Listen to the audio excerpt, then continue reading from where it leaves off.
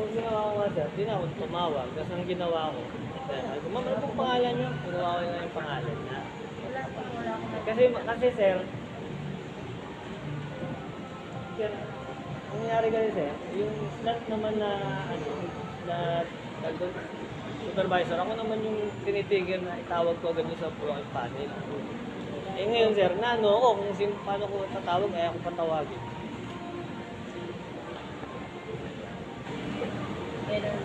One to.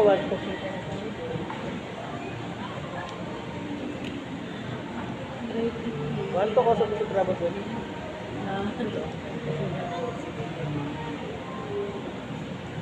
Nagulat niyo po.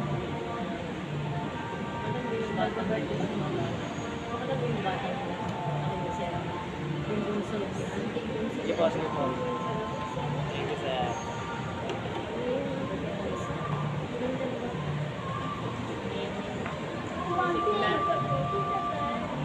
Sana?